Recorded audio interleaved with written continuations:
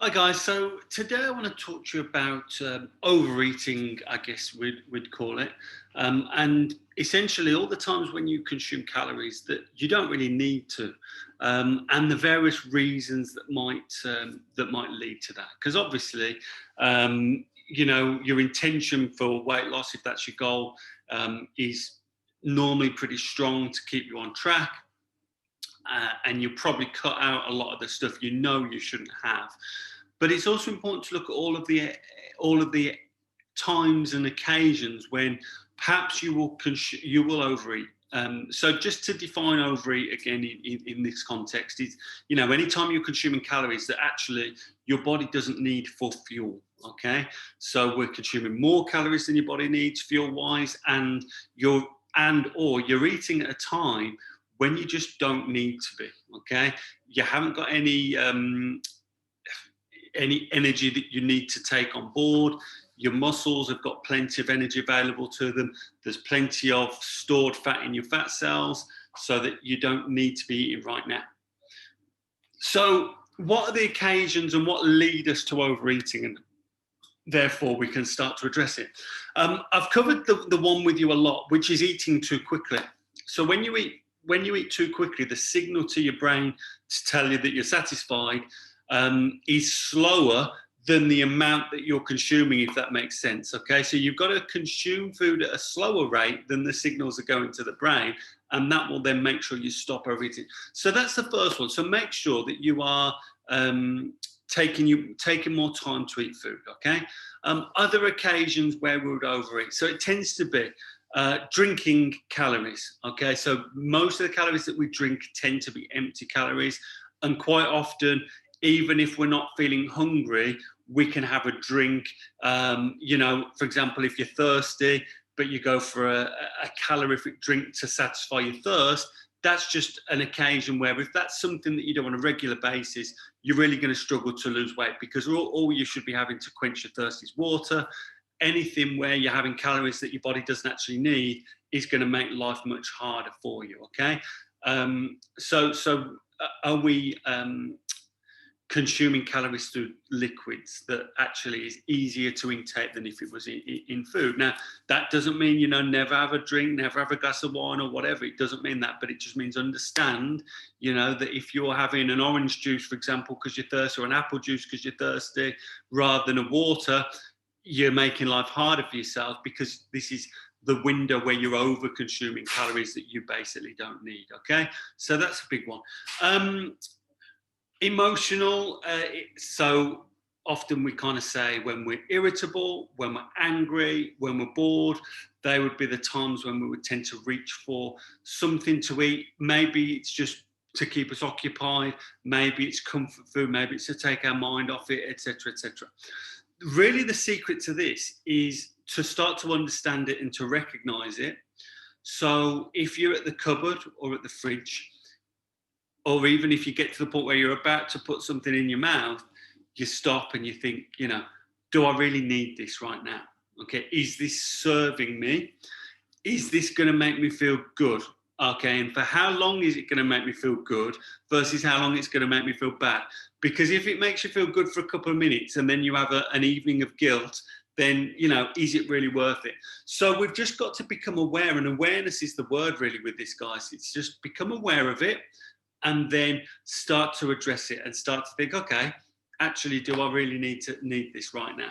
My mentor had a way with words, and he said, we have to distinguish between a mouth and a vacuum. Okay, so he often got himself in trouble with his words, but that's kind of, we've really got to think about, if we're putting food and energy dense things, anything that's going to put calories into our body, do we really need to be doing it? And that's the key question. Okay, so the techniques to try and overcome that, okay, whenever you're recognizing this, it's delay and it's distract. So if you're at the cupboard or at the fridge, just think, actually, you know what? I'm going to take a minute before I actually do that. I know that I don't need to eat. I know I shouldn't. I really want to grab some crisps, or I really want some chocolate, but I'm just going to delay for a little bit. Or even better, distract. I'm going to go for a walk. I'm going to go and have a lie on the bed and read some of my book, or read a magazine or something like that. Or I'm going to go and phone up my friend that, I'm supposed to be calling today. Do something distract you, because if it was an emotional reason that was driving to eat, when you've overcome that emotion, when you've got past that emotion, you probably won't need to eat. Okay, so that's the other side of things. And then the last one is kind of cravings and blood sugar control and things like that. And this is all to do with, going back to our basics of being proactive about eating, going back to talking about, have we had a good breakfast? And have we had a protein-based breakfast to regulate our appetite through the day? Are we eating at regular intervals to prevent our blood sugar getting too low? Are we avoiding high sugar and high starchy foods in excess quantities so that our blood sugar doesn't go up and then come back down again? Because again, that's an occasion where your blood sugar's low or your brain chemistry is low in some occasions. So you're driven to eat something, even though actually technically you don't need the calories. Okay, so that's just about being proactive, guys, with your positive habits. Okay, and there is one more, and I call it kind of ritualistic eating. Okay, so what we're talking about is, if you're having a cup of tea, you just automatically have a biscuit. If you're going to the cinema or if you're watching a film, you automatically have some popcorn or some chocolate or a bowl of ice cream or something like that. You're watching the kids play football, you automatically have a hot dog. It could be whatever, but it's very ritualistic. And it's a habit.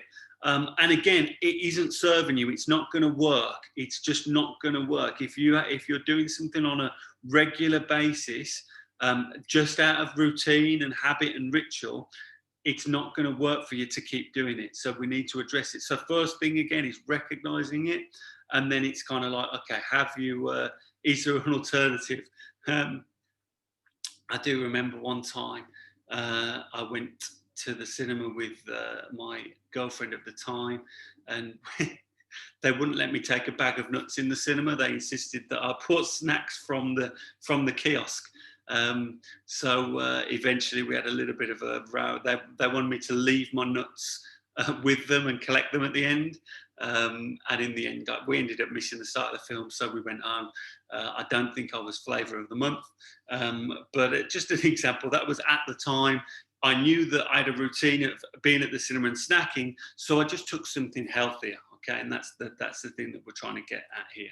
Okay, so guys, have a think about every time you're going to eat. Do I really need to be eating? Do I really need these calories? Okay, do I really need to add these calories onto my allowance now that I'm going to have to try and burn off later, or I'm going to have to reduce my calories even more later as a result of it? Sometimes, guys, the answer is yes, and that's fine. But if it's occasional, yes, I'm going to do this.